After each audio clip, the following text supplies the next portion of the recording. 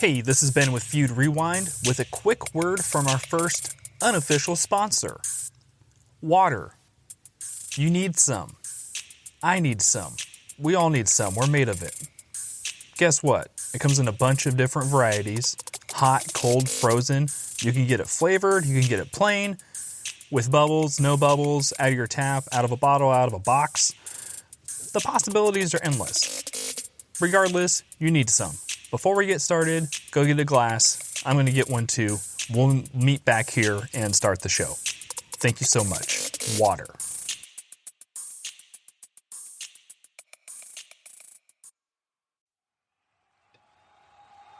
March 30th, 2003. Safeco Field, home of the Seattle Mariners, is hosting WrestleMania 19.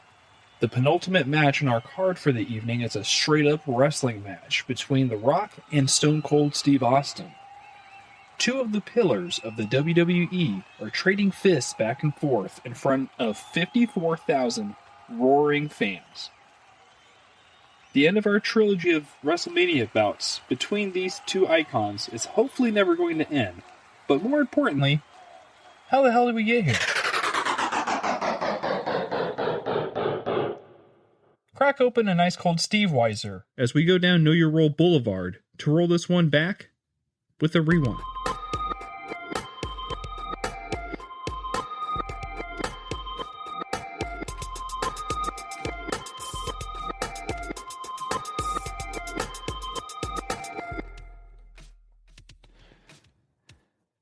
Welcome to the Feud Rewind. I'm your host, Ben Zalance. It is extremely rare in wrestling that you see a promotion have more than one, quote, franchise player at any given time. That is the one talent that is so overwhelmingly popular that they are deemed, quote, essential and put up on a pedestal. That isn't to say that at any given time there isn't more than one talent that could carry that burden. For example, Macho Man Randy Savage was more than a credible talent to be a world champion and the face of the company. But it would be hard to argue that the WWF of the 1980s would have reached the same depths of cultural penetration that they achieved had Macho been the face of the company instead of Hulk Hogan.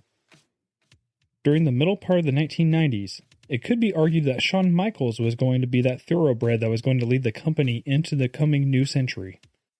We've covered a little bit of Shawn's story back in episode 9, and due to his injuries, it left a sort of vacuum that desperately needed to be filled. Once again, there was numerous talents that could have stepped in to fill that role. Vince and his top brass were instead gifted with two talents that were hitting on all cylinders and had chemistry between each other that couldn't be ignored. But to fully appreciate this, let's give this building a foundation.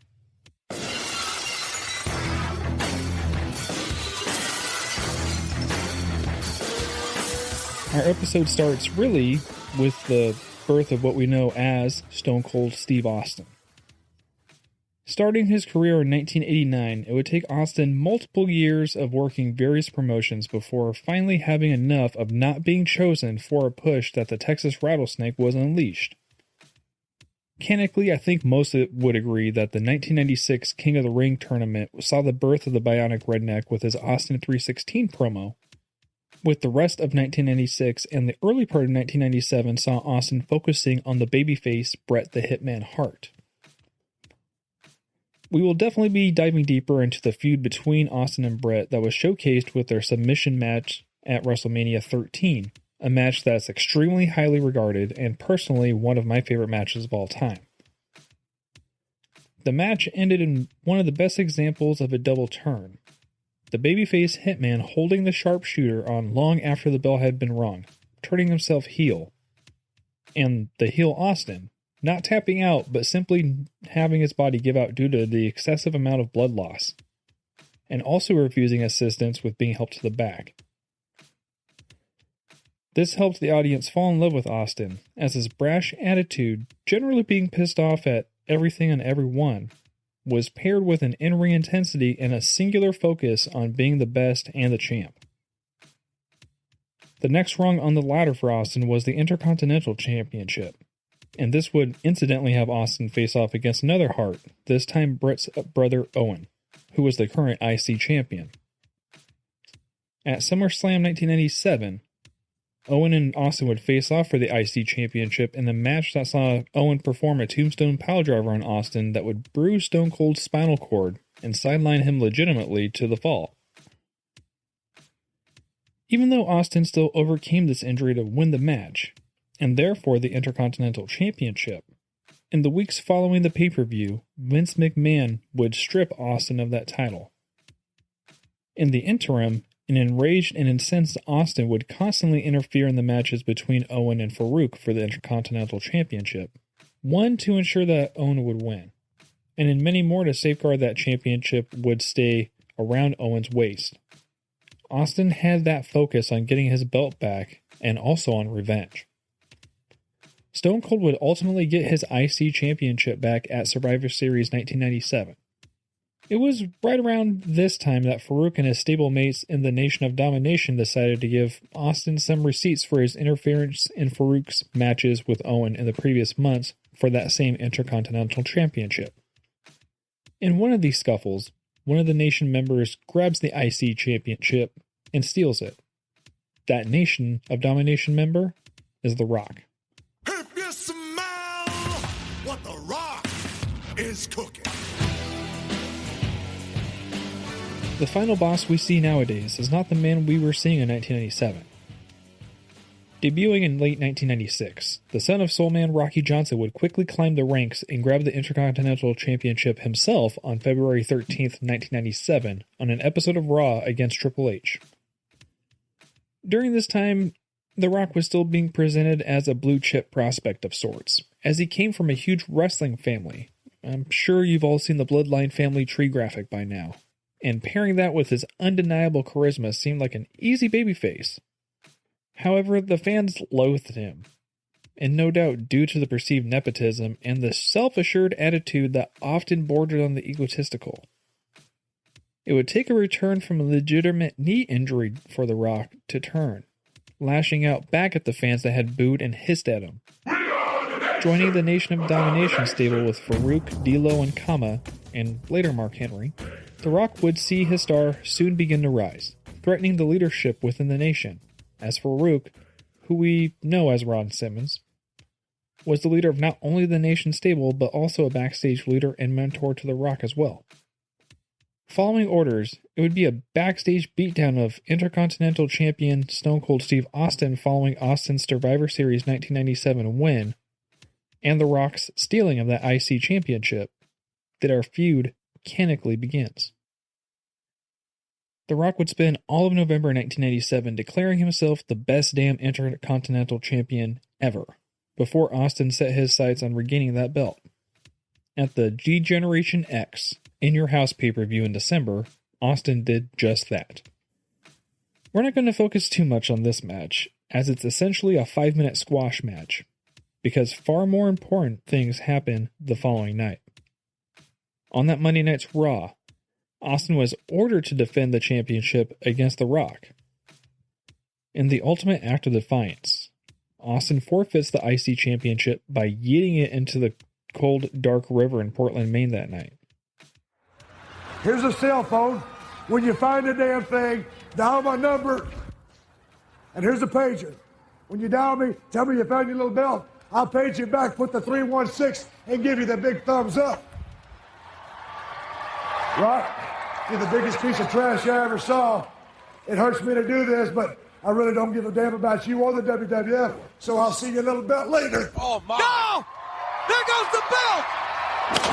And that's the bottom line, because the 316 said so.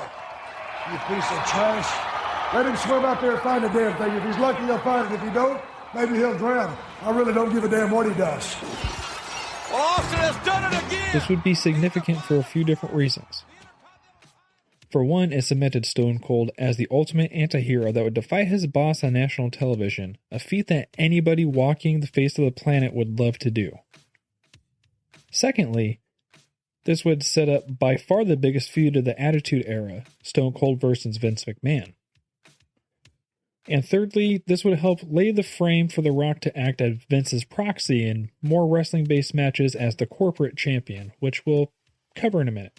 The calendar turning to 1998 saw diverging paths for our two focal stars. For The Rock, he would hold on to the IC title for the longest run with that championship since the Honky Tonk Man, feuding with the likes of Ken Shamrock, while Austin would win the 1998 Royal Rumble, where he would lastly eliminate The Rock. Finally getting his shot at the World Championship, Austin would feud with champion Shawn Michaels and D-Generation X, culminating with the Austin vs. Shawn with Mike Tyson as special guest referee match at WrestleMania 14. With Austin's win, McMahon would confront Austin about his rebellious nature, instead wishing that Vince had a more, quote, corporate champion, someone who would do what they were told. The rest of 1998 would see Austin and Vince battling back and forth, while The Rock would be overthrowing Farouk as the leader of the nation. It was during this time that The Rock would be showcasing his otherworldly talent on the microphone, garnering him the type of support from the fans that would show that it was time for Rocky to break through that glass ceiling and firmly ascend to the main event picture. 5 other guys he's got to compete with. And even if The Rock has got to beat Kurt Angle, which means I'm going to drink a big glass of milk, eat some chocolate chip cookies, and then maybe I'll take 3 Viagra. Or maybe The Rock has got to beat Triple H himself, which means he's got to beat the game in the middle of the ring. And he has a $2 for a wife. Oh, my. It's actually kind of wild when you think about how quickly The Rock got to this tier, as it would be just about 2 years after his debut that The Rock had not only achieved his first world championship, but that his popularity was starting to get to the level that he was starting to penetrate this cultural zeitgeist.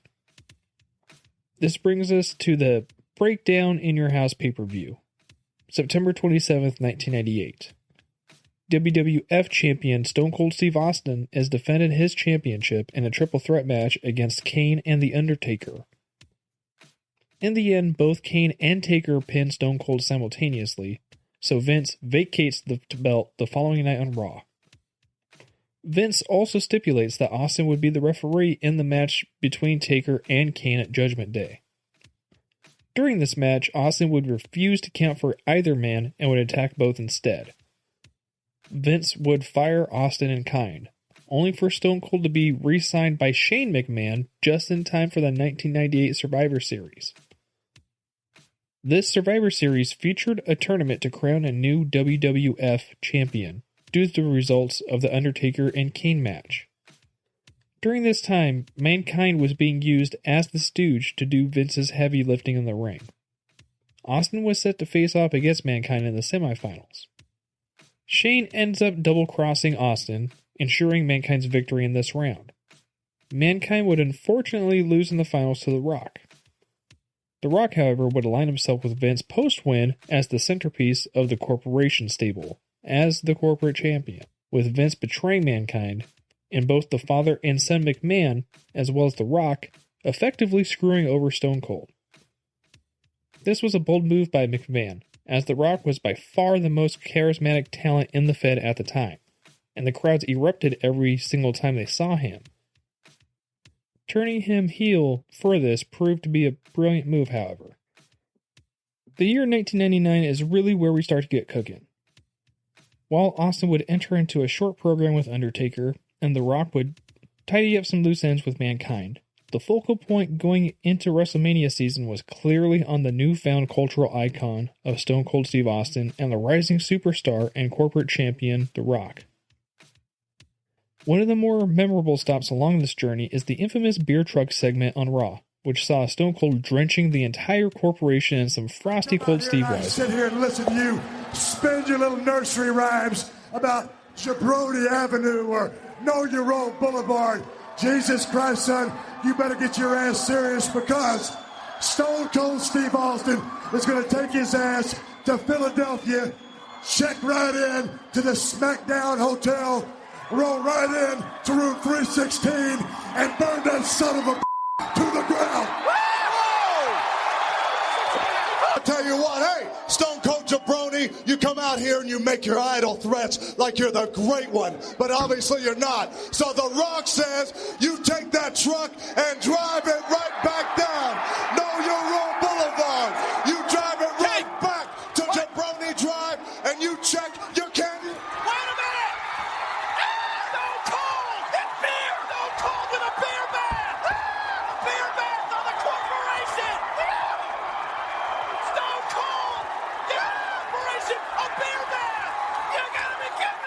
But really, the early part of 1999 is all about WrestleMania 15. The first Union Center in Philly was where this year's Showcase of the Immortals was taking place. Since Stone Cold and Vince had been going through various steel cage matches and The Rock had bestowed upon Mick Foley an unhealthy amount of chair shots, our main event for the World Championship would be fought under no disqualification rules. The main event itself was really the lone bright spot on an otherwise mediocre card.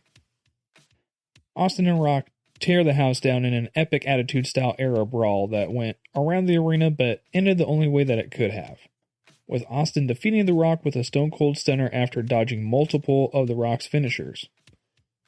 Austin then did the same to his arch-enemy Vince McMahon, and then celebrated with the fired-up Philly crowd with a much-deserved beer. More 10. Go ahead, King. I know you like it. It is the most electrifying move in sports entertainment history. Yeah! No!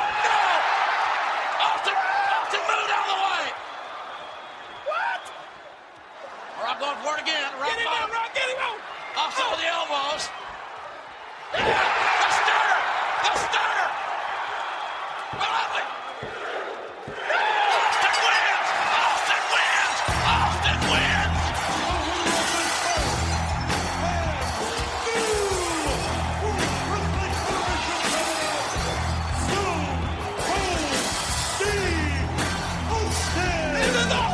Steve Austin was champion once again, defeating the corporation and its own champion.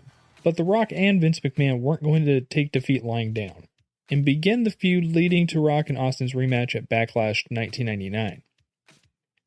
In a recreation of their Intercontinental title feud less than 2 years before, The Rock steals the championship belt, which Austin had remade into his own Broken Skull title belt. However, given that this was the Attitude Era, this wasn't a mere homage. The Rock not only threw Austin's belt into the river, but he threw Austin himself into the river afterwards. Texas Trailer Park Track, rockin' God's green earth. You want your precious belt? Well, there it is. Will you bring your candy axe? Here we go. Here we go now. The fist fight is on. We're here outside. The Rock and the Rattlesnake. Hey, what? No. Yourself, you piece of... Go to hell. No. God, no. Austin, you want your belt? Well, I'll tell you what. Here it is, and you take it to hell with you.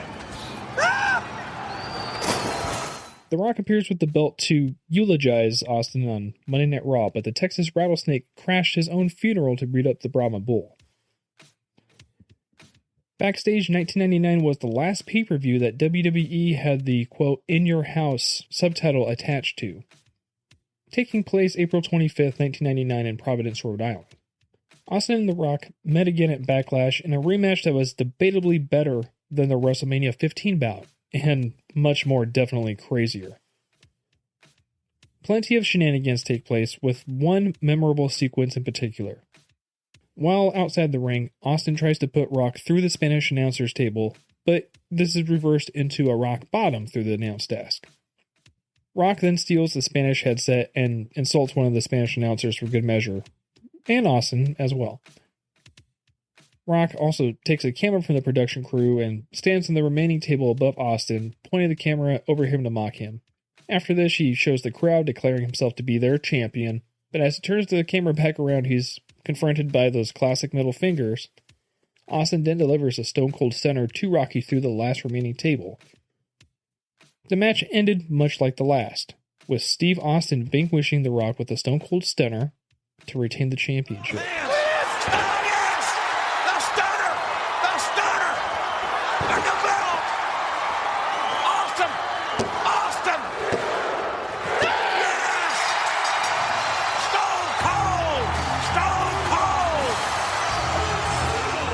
These two back-to-back pay-per-views are outstanding matches and achieve the outcome of having not one, but two talents in the company that were so white-hot popular that it made for an embarrassment of riches.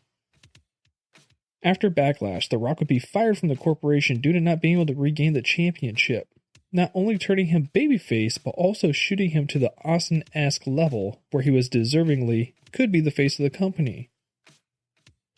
Stone Cold, meanwhile, would enter into a short program with The Undertaker and then lose the championship to Mankind at SummerSlam.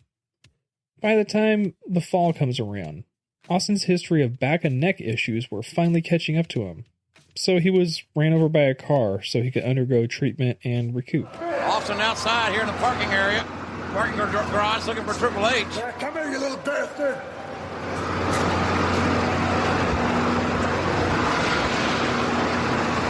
What is this? Wait a minute. Good God Almighty! For God's sakes! That car just ran over Austin! That car just ran over Austin! Stone Cold just got run down! Oh my God! Oh dear God!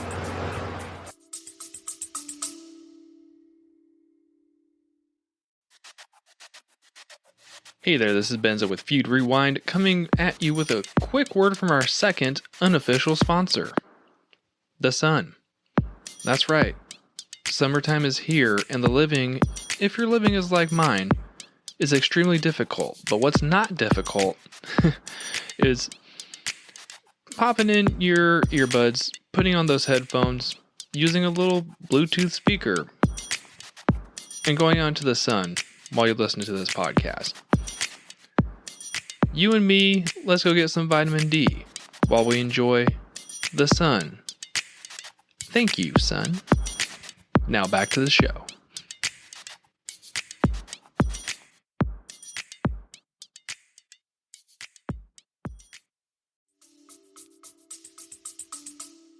During this time, Triple H would slide into the heel role voided by The Rock. I humbly suggest our own episode featuring the feud between Triple H and Mick Foley to remind yourself of the type of heel Triple H would become. The Rock, meanwhile, casually slid into the top babyface role, and in essence, into Austin's role as the protagonist against the McMahon family and their various corporations. Also, during this time, one of my favorite tag teams of all time, the Rock and Sock Connection, was born, in the infamous This Is Your Life segment on Raw. I've got something I think you're going to like. This is Big Rock. This is important. As a matter of fact, this is your life. What? What did you? This is. What did he say? This is what? This is Rock's life. Look at the look on Rock's face. Wait a minute. Look at this. Oh, we got confetti and we got what the? We got balloons dropping from the sky. Mankind has gone to a lot of personal. Getting back to the task at hand, however, it wouldn't be until Backlash 2000 and Rock's match with WWF champion Triple H that Stone Cold would return, intervening in Rocky's behalf so that the Great One could net his 4th overall world championship. Austin and The Rock shared a celebratory post-match beer, one of the only friendly times in their entire rivalry. When Austin returned from his spinal fusion surgery, it might have just been over a calendar year, but a new millennium had started, and the landscape in the WWE was drastically different. The Undertaker was now the American Badass, Kurt Angle was the new main eventer, Triple H was a multi-time WWE champion, and The Rock had taken Austin's spot as the new top guy. For the first and only time in WWE history, the company was headlined by 2 Mount Rushmore-level stars at the same time. By this point, The Rock had either achieved the same or arguably, at the time, more of prestige than Austin, depending on who you talk to. This enviable position turns unenviable. Is that a word? When you realize that at this time, both The Rock and Stone Cold are babyfaces, meaning that the roadmap to get these two touching gloves again was a careful trip that had to be planned thoughtfully. The lightning in the bottle moment came the next month at Royal Rumble 2001. The Rock and Austin staring each other down in a throwback to Hogan and Ultimate Warrior at Royal Rumble 1990. The Rock and Austin locked eyes and started throwing ham bones while the New Orleans crowd lost their motherfucking minds. This time, The Rock got the better of the exchange, but was dumped by Kane before he could eliminate Austin. Austin would win this Rumble and what would be his third Rumble win overall, punching his ticket to the main event of WrestleMania 17. Austin had run the Royal Rumble, while The Rock regained the title at No Way Out. The Rock would not have the champion's advantage heading into this version of the showcase, however, as we're heading to the Houston Astrodome in Texas. Just before we get to the introductions for our main event between The Rock and Stone Cold, we're informed that a surprise no disqualification stipulation has been added. During the match, the two brawled inside and outside of the ring, with both men bleeding after hitting each other with the ring bell. The Rock attempts to place Austin in literally the worst sharpshooter ever, but Austin reverses this into a sharpshooter of his own. After Rock reaches the top rope to force a break, Austin applies the always elusive $1 Million Dream, a submission hold best known from his former gimmick, the Ringmaster. Shortly after, Rock used Austin's own finishing maneuver on Austin by executing the stunner. Vince McMahon would then appear ringside to observe the match. When Rock tried to pin Austin after the People's Elbow, McMahon seized Rock's leg and pulled him off of Austin, breaking the pin attempt. After chasing McMahon around the ring, Austin responded by using Rock's own signature move, the Rock Bottom. Later, Rock would execute a Rock Bottom for a near fall. After Rock attacked McMahon, he was given a stunner by Austin for a near fall. After Rock kicked out of this stunner, McMahon handed Austin a steel chair to hit the Rock with at Austin's request, revealing that Austin had sided with McMahon. I can't believe it! The Rock kicked out the stunner! Oh my God! But why is Vince McMahon? What's McMahon going to do with a chair? He handed the chair to Stone Cold Steve Austin. Now what the hell is this about? There's no way that Austin and McMahon could ever have any kind of... Oh, for God's sakes! McMahon handed Austin the chair, and Austin handed the Rock. A man he once considered his nemesis. With this, Austin turns heel. Austin attacked The Rock with the steel chair, hitting him 16 times before pinning him and becoming the new WWF champion. The show ends with Austin McMahon shaking hands and sharing beers. The image of Austin shaking hands with Satan himself, as JR once called him, was one of the most indelible in WWE history. The Attitude Era was over, and ended in the only way it could, following the greatest match between its two biggest stars. Following their WrestleMania X7 match, we actually see sort of a script reversal for the two. It's The Rock that takes time off, although not for injury, but to film The Scorpion King. During this time, the sale of WCW and the failing of ECW happens, and we get the Invasion storyline. Stone Cold turns face, then heel again, becoming the leader of WCECW. While The Rock returns and has his sights set on winning the WCW Championship from Booker T, the Great One makes clear that he hasn't forgotten Austin's betrayal just 8 months before. We'll fast forward through the storyline for the Invasion quickly, as we don't really get a true rematch to the WrestleMania X7 bout. Instead, at Survivor Series, we get a winner-takes-all elimination match pitting the WWE's best against the alliances for control of the unified company. The match was entertaining enough and concluded with the final two survivors. Of course, it's The Rock and Stone Cold. Following a brief back and forth, The Rock defeats Austin after interference from Kurt Angle, who had betrayed the alliance after betraying WWE. Well, the alliance is defeated, the invasion is thankfully over, and The Rock has gotten revenge against Steve Austin for his actions at WrestleMania X7. So, effectively, Austin versus Rock is the end game for the invasion and the end for WCW.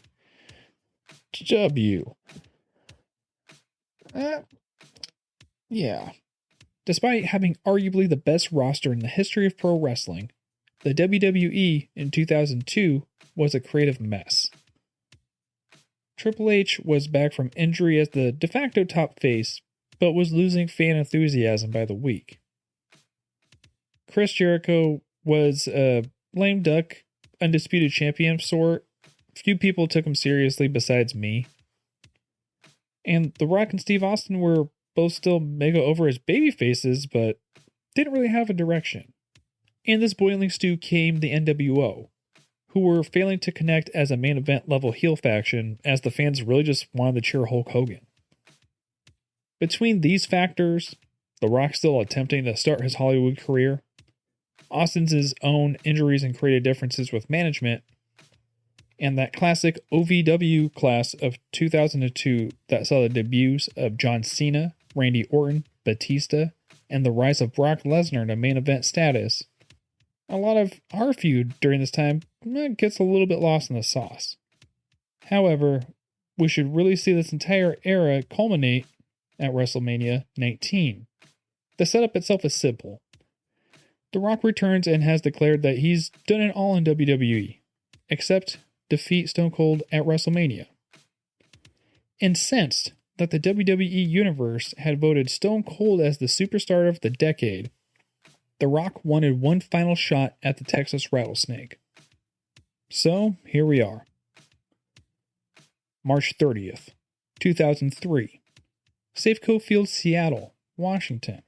54,000 plus have filled the home of the Seattle Seahawks as our third and final bout in this historic trilogy is taking place.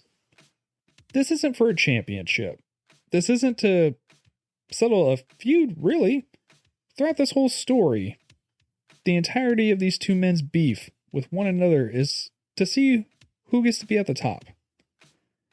Whether it was Austin with his don't trust anybody attitude or The Rock who had catchphrases being plucked out of thin air, this was truly a story of who would stand at the top of the mountain.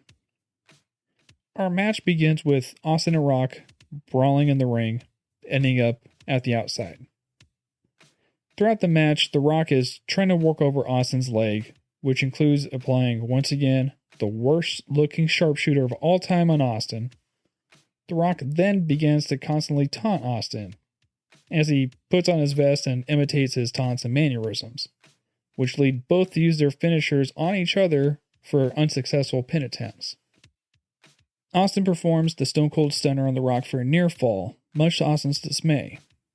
After he failed to win with the People's Elbow, The Rock then performs 2 rock bottoms on Austin for 2 near falls. The Rock performs a third and wins the match. With every fiber in his being, with his heart racing, with his guts and knots. You better stay down on trying to get up. Stay down on the mat, Austin. You'll have a shorter distance to fall after you get this rock bottom. Austin's up somehow, some way. And The Rock, is he gonna do it? Not the third time. The third time's the charm. Big one. Oh God, a third rock bottom. A third rock bottom. A hook of a leg. And the left side on it. History has been made. Here is your winner, Unbelievable. It took 3 rock bottoms, but The Rock has finally broken the jinx. With 3 rock bottoms, The Rock has defeated Stone Cold Steve Austin at WrestleMania. The Rock leans over Austin as the crowd erupts. We learn later Rock is thanking Austin for giving him a run for the ages. Rocky, we couldn't agree more, or be more appreciative. Canonically, this is the end of this feud. The Rock would slowly morph into the Hollywood Rock version of himself as his acting career was starting to take off. He would return to face off against John Cena in a once-in-a-lifetime match, twice, and then would complete his Pokemon-style evolution into the final boss, waiting in the shadows to no doubt help write the final chapter in the Bloodline storyline. Stone Cold Steve Austin himself would become an on-screen authority figure of sorts during the remainder of his too-short career. He wouldn't really have a proper match until his return at WrestleMania 38, which itself wasn't really a match per se, but more so just a good old-fashioned Texas ass-whooping to Kevin Owens around AT&T Stadium. Both The Rock and Stone Cold Steve Austin are pillars in the history of American professional wrestling. Never before had two stars reached beyond the pinnacle of the sport to infuse the greater cultural pantheon simultaneously, and one of the biggest factors that made this work was their mid-card feud before both broke through that main event glass ceiling to the spotlight. Through a confluence of larger-than-life personalities and character work, to having the perfect foils to their respective storylines, to having almost unparalleled chemistry between the ropes, the late 90s and early 2000s were abuzz with the near mythological nature of this multi-year feud between the People's Champion and the Bionic Redneck. To The Rock and Stone Cold Steve Austin, thank you both for the memories you gave us and the sacrifices you made. And with that, this brings us to the end of the rewind for the week. I appreciate you spending a little bit of time with me reliving some classic wrestling drama. You know, to do that, follow, like, subscribe, and share gimmick. We are on all the socials as Feud Rewind. The email is feudrewind@gmail.com. Fellow fan, once again, I'm your host, Ben Zalance. And I'll see you next week as we roll it back with another feud to rewind.